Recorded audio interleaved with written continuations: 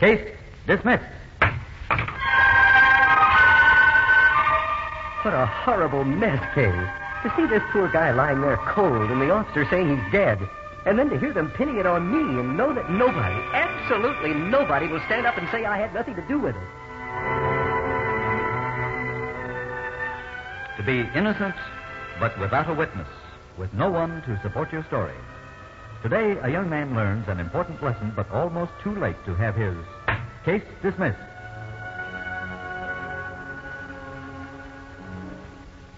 WMAQ, in cooperation with the Chicago Bar Association, presents Case Dismissed. This is the story of your legal rights, how vital to preserve and protect them, how easily they may be lost. Our story begins as lawyer Robert Jason talks before his Community Civics Club. Friends, I'm very happy your committee invited me to represent the legal profession in your series on morals in our modern society. It's a real privilege, but believe me, it's quite an assignment. I've decided to narrow our sights tonight to the subject of our responsibility to our fellow man as jurors and witnesses, which brings me to mind the prospective juryman who confided to the judge, "Your Honor, I couldn't possibly serve as a juror. One look at that fellow convinces me he's guilty." "Hear, hear," said the judge. "That's the district attorney." I'd like to talk first about your duty to serve as a witness. I'll tell you a real-life story. Only the name of my client has been changed to protect him from further embarrassment. It's just about this time a year ago. You're a young fellow named Larry Dexter, and you're on your way up with a first-class accounting firm. You've spent several days at home nursing a bad spring cold. Then you're back in good shape and all set to return to work. Unfortunately, that date has a big circle around it on your calendar. Yes, you're an avid sports fan, and this is the opening day of the baseball season. So where are you on this balmy April afternoon? At the office? Oh, no. Yes, you yield to temptation. You go to the ball game. It's a good day for the home team, and finally you leave the ballpark mighty happy about the 1954 prospects. You walk several blocks to a residential section, where you normally park your car at ball games. It's away from the crush of fans and fenders. Just before you get there, you pause for a light to change. Finally, it tells you to walk. Out of the corner of your eye, you see some daredevil pedestrian start out across the other intersection, against the light. Now, there's a fool, you tell yourself. You see him make a dash for it, and you lend a hand, of course, as much as you can. In a matter of moments, a crowd that didn't exist before has collected from everywhere. A doctor takes over with the injured man. A badly frightened young driver is trying to be helpful. About this time, somebody shows up with a camera and starts taking pictures he thinks may sell to an insurance company. That starts you thinking. Let's stay out of any photos. Aren't you supposed to be at home, recuperating from that cold? What would the boss think? What are you doing near the ballpark, Larry? You better go along home now before you get involved. You've done all you can. You've done your duty. You tell your wife, Kay, about the foolish pedestrian crossing against the traffic light. Then you read about the accident in the next morning's newspaper. After that, it leaves your mind for several weeks, until your wife reads you a notice from the Sunday Personal column. Accident at North Deacon Street and Elderberry Boulevard on Tuesday, April 20th at 5 p.m. Please contact Attorney Charles Fabian immediately. Well, you'd better offer yourself as a witness, dear. Are you kidding? Why, no. Why would I be kidding about that? Well, I guess you've forgotten I was supposed to be home in bed nursing a cold that day. A fine thing if I show up as a witness and the boss finds out I was at the ball game. Oh, but, darling, that's not the point. Look, here's a young man probably facing a trial and being falsely accused of running down another man. You can help him prove it's unjust that it wasn't his fault. Oh, so can a dozen others, Kay. Well, there weren't a lot of people around that corner, but there must have been plenty to prove his case. He doesn't need me. You're not going to be a witness? Of course not. Well, you're not really as unfeeling as you make out, of course. You do think about the possibilities. The driver does have a few psychological strikes against him, especially his youth. And were there really enough other witnesses around to prove his case? It startled you when the headlines leaped at you from your neighborhood paper. Sues for $25,000 damages. Wow. How about that, Kay?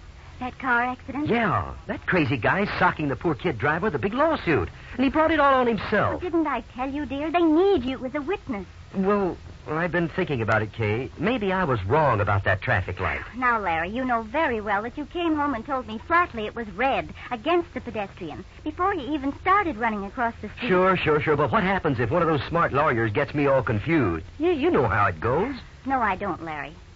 Look, if you tell the truth and nothing else but and just keep a cool head, how can they hurt your testimony? Well, look at it this way, honey. Say I could have been wrong. Wouldn't that be just as rough on the victim? And besides, he's the injured party here, and he needs the money. Kid's probably got insurance, so it won't hurt him personally, even if he loses the case. Oh, now you're just making up silly excuses. You can't really believe what you're saying. Well, maybe not, but I can't see myself getting involved either. He'll win that case without me. Don't worry.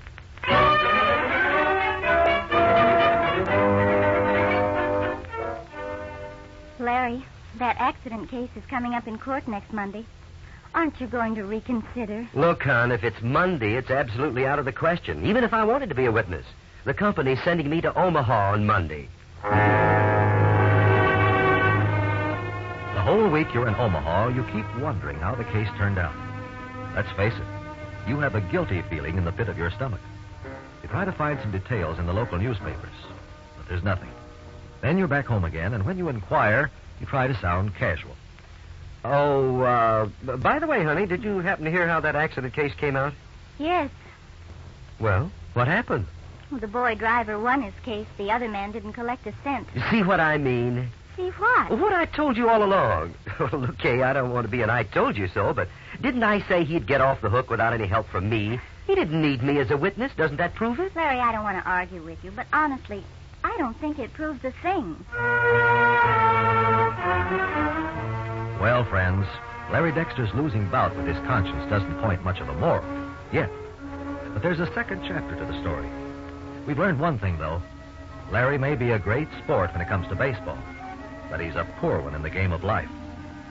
A couple of months later, we pick him up as he leaves Wrigley Field after a bitter battle between the Cubs and their Milwaukee cousins, the Braves.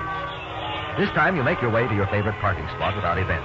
You drive a short distance, and then, because it was a long doubleheader, the pangs of hunger strike you in a rather large way.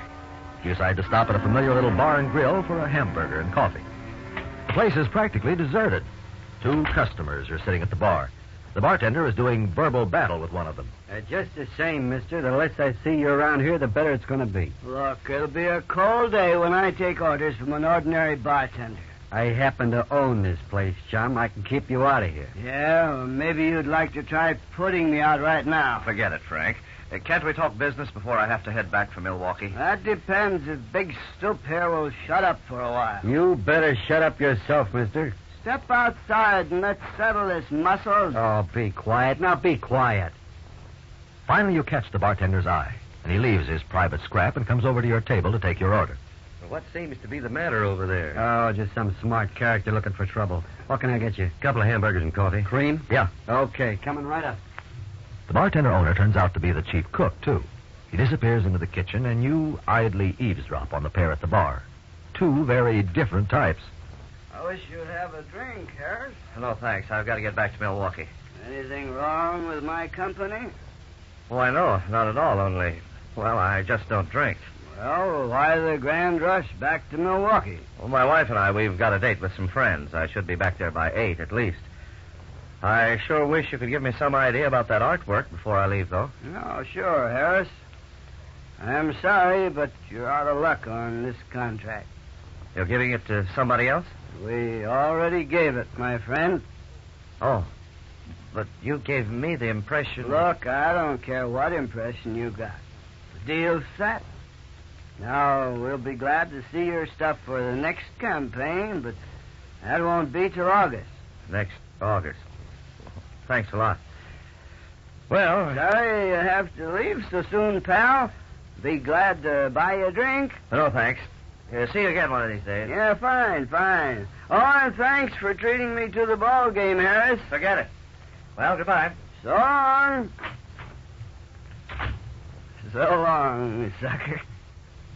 You can't help but get a few private notions about this lone character at the bar, but you forget them as the combination bartender-chef brings your hamburgers and coffee.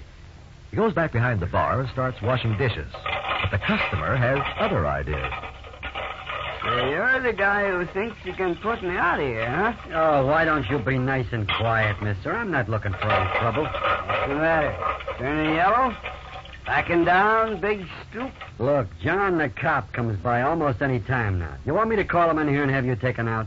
I thought you were the guy who could bounce me.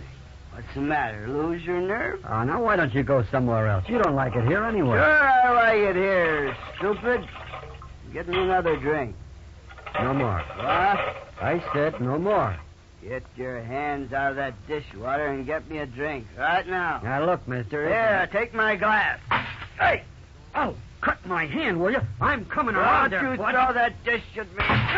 Oh! Nice shot, stupid. You just smashed your own front window. Yeah, well, now I'm going to smash you, Hey, mister. stay back of that bar. I warned you. Cut it out, you guys. Stay away from here. Get me right out of here, mister. Hey, get back, you guys. Cut it out. Shut up. Take this up. Here, mister. I show this. No, you don't. Put that ashtray down. Let me have that. Break it up. Now, stop it. Well, hope you're satisfied. Bartender's out cold. Yeah, they really must have poked him. You mean you're really quite a troublemaker? What's the big idea of trying to cloud him with this big ashtray? Lucky I grabbed it. You'd have split his skull. He's kind of quiet, isn't he? Yeah. Let's see. Yeah, awful quiet. I don't like this. I think his head struck the metal table leg when he went down. What do you think we better do? Get some water. Maybe that'll bring him around. Yeah, okay. Hey, not out in the kitchen. What's the matter with that guy? Could get that water behind the bar? Holy smoke. This fella's really out like a light. What's going on in here? Who broke that front window? Oh, officer, forget the window. There's a man pretty seriously hurt here, I think. Some character hit him. The guy's out in the kitchen getting some water. I see. There's nobody out here. No, but... Oh, you're kidding, officer. No, but somebody is. Let's have a look at Barney. He sure isn't coming out of this very fast. No.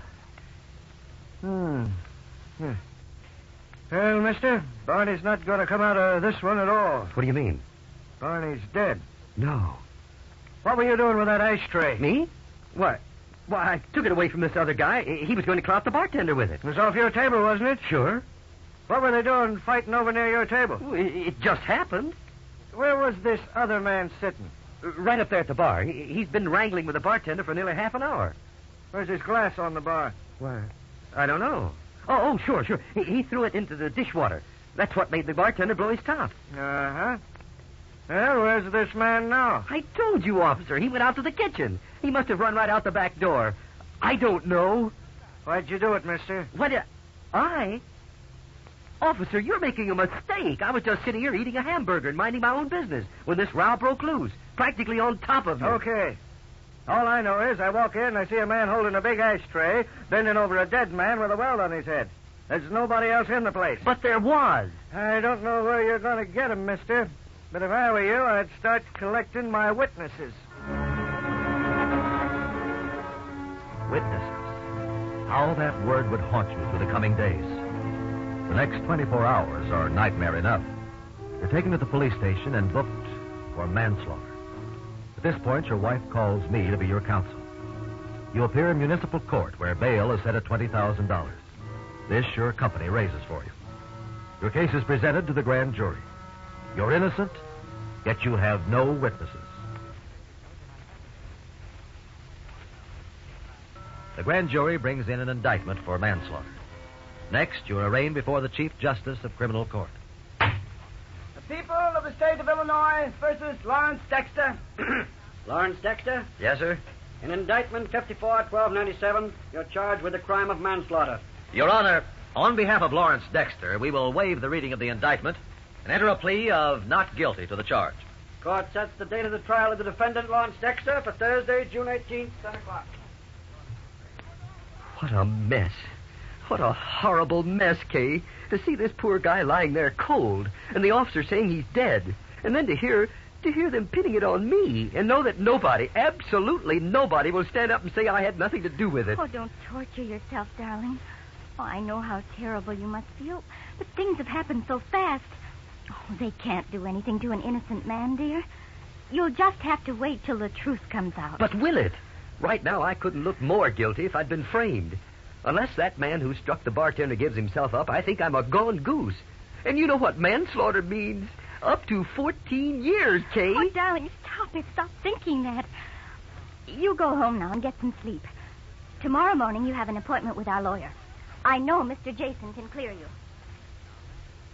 Larry Dexter's wife, Kay, had more faith in my legal talents than I did right at that moment, I'm afraid. And even after her husband and I went over the whole story that following morning. And that brings us up to right now, Mr. Jason. Well, I won't mislead you, Larry. We face grave difficulties with either one of our possible courses of action. Clearing you or bringing in the guilty man. Well, that last possibility seems pretty remote, considering I never saw the man before yesterday. I don't know his name, and I have no idea where he lives. You're sure the name didn't slip out in the argument? No, sir. Oh, wait a minute. Not in the argument, but when he was talking with this fellow who had taken him to the ball game. Now, let's see. I think I heard the other fellow call him Frank just once. Frank? Yes. And I kind of gathered he was in advertising, the way they talked about buying artwork and campaigns and so forth. An advertising man named Frank. Not very helpful when you stop to figure how many advertising Franks there probably are among Chicago's 3.5 million. No, that's true. Perhaps we're out of luck there. But I am impressed by the possibility of finding an artist named Harris among Milwaukee's 600,000. Sure enough, the witness. He left before the fight, but at least he could vouch for the fact that this other man was present. Yes, and even more important, he could identify this man and establish that he'd been quarreling with the bartender, thereby setting up a background for manslaughter. Well, I'm sure he called this Milwaukee man Harris several times, and I gathered this Harris either was an artist or represented an art production studio of some sort. The chances are strong that our unknown Milwaukee man won't realize he's a witness in this criminal case, since he had no knowledge of the fight, and he wouldn't be likely to read about it in his newspaper. Knowing the man who fled as a business contact, he may not wish to testify and be responsible for putting the man in hot water. We could subpoena him, of course, if we find him. But lawyers subpoena reluctant witnesses only as a last resort. Out of anger, they may prove to be antagonistic and do the case more harm than good. But in this case, he's the only witness I've got. Exactly. So we must find him, and if necessary, take the chance of legally forcing him to testify. Of course, the fact that he lives in another state is one more problem. Getting him to testify here in Illinois can be mighty difficult. It sounds as if we have our trouble cut out for us, even if we find him. And that's headache enough in itself, I fear, Larry. May not be too easy tracking down this artistic Mr. Harris within the confines of our large Wisconsin neighbor.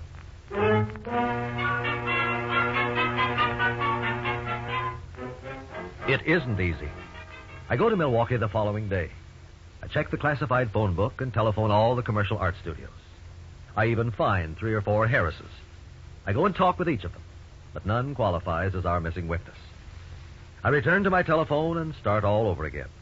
The Milwaukee Advertising Club. Any members named Harris? Artist?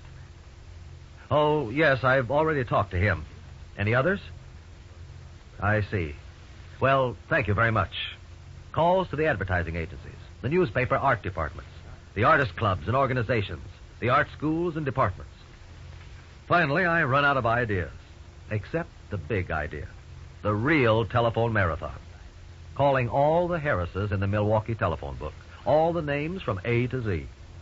And then, finally, it's all over, and our witness is still missing. Meanwhile, you and your wife are badly frightened as the date for your trial looms closer. I just phoned the police again, honey. Nothing new? Nothing. They sound like I'm kidding when I ask if the man's turned himself in. Oh, maybe you're just imagining that, dear. I'm not imagining the day of my trial. You know, I'm beginning to believe in retribution, all right. Retribution? Well, somebody else could have used an extra witness not so long ago, and I let him down. Now I need just one. Oh, don't think of it that way, darling. You didn't mean any harm. What's that about pay him in his own coin? My coins are sure coming back to me. If I ever get another chance, I'll get it. Larry Dexter. This is Robert Jason, Larry. Oh, have you found him? No, I'm sorry to say I haven't. Oh. The way things are going up in Milwaukee, I may have to ask for a continuance on the trial date. Can you do that? Oh, yes, but we can't delay forever. I've received no response from either newspaper advertisement so far, but I've gotten excellent help from both newspapers. In fact, They're going to run human interest news stories telling the background of your case and the urgent need for the witness. Say, that's terrific cooperation. It could be the answer to our problem, if the witness is willing to appear. If not. Well, let's not consider that right now. What I want you to think about is whether the name you heard might be something similar to Harris, but not exactly. Now, do you recall anything different about the pronunciation? No. I'm pretty sure he pronounced it just plain Harris. You know, like Harris Tweed. Harris Tweed. Wait a minute. We've been overlooking something. A strong possibility. What's that, Mr. Jason? That Harris is his first name. Brother. But you can't call everybody in Milwaukee with the first name of Harris. No, but I can cover a lot of old ground with this new possibility. Just keep your fingers crossed, Larry. I'll call you tomorrow or tonight if something breaks.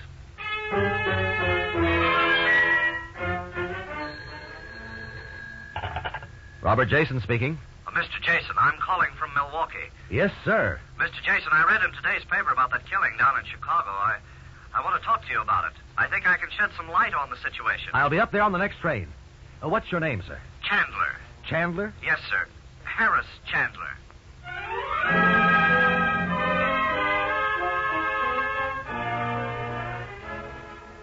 Well, that's the whole story, Mr. Jason.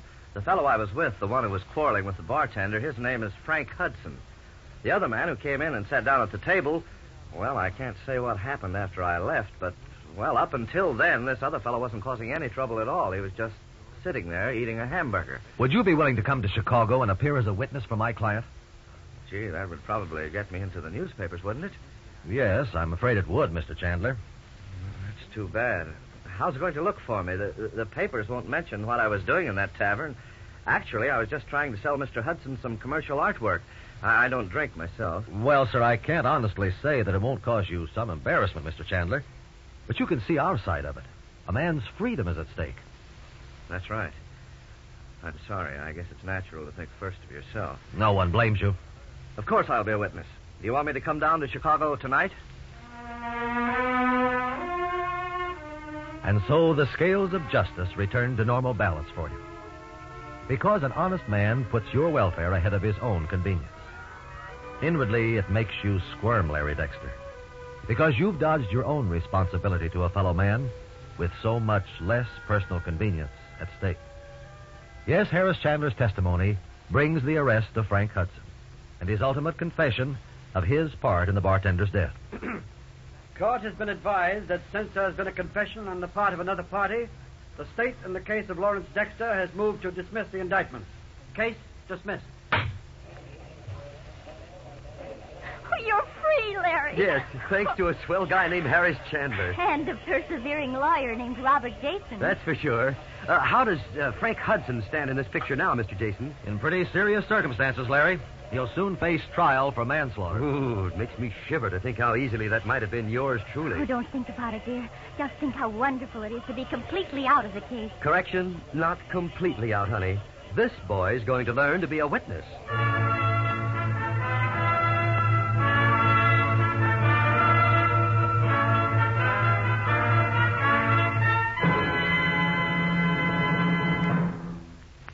Here to summarize today's case dismissed is your counselor, Dean John C. Fitzgerald of the Loyola University Law School.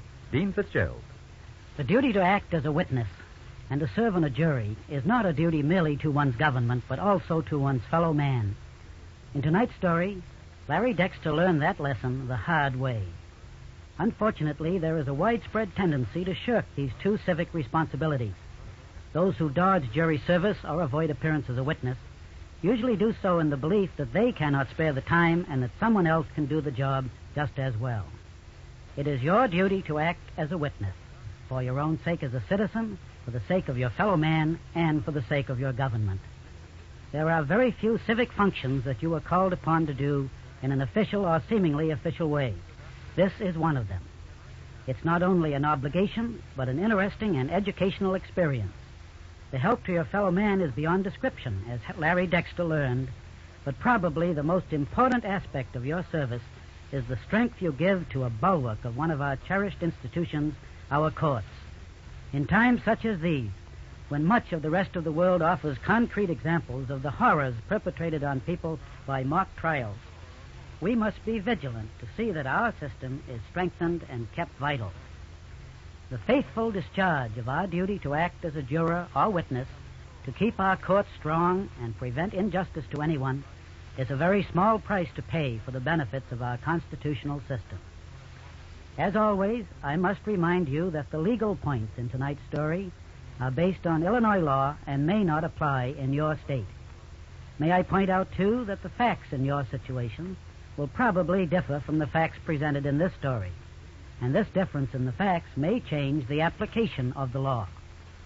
Next week, WMAQ and the Chicago Bar Association will consider some of your legal rights in operating a small business on Case Dismissed. Until then, this is your counselor, Dean John C. Fitzgerald, wishing for each of you a good night, good luck, and good laws. Case dismissed.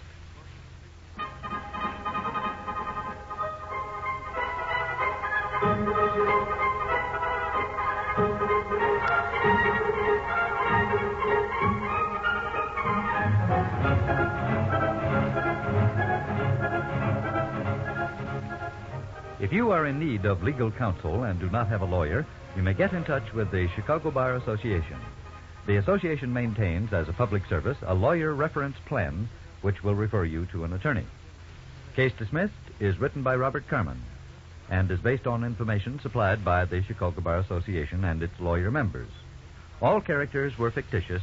Any resemblance to any person living or dead is purely coincidental. Members of the cast were Burl Vaughn, Carlton Cadell, Marshall Kent, Jack Lester, Claire Baum, and Gil Ferguson. Case Dismissed is produced by Betty Ross. Direction by Herbert Lateau. Musical effects were transcribed. Sound by Tom Evans. Engineering by Harold Whittaberry. And this is Lee Bennett speaking, inviting you to return next Saturday at this same time when we'll bring you a story about some legal rights involved in small business problems on Case Dismissed.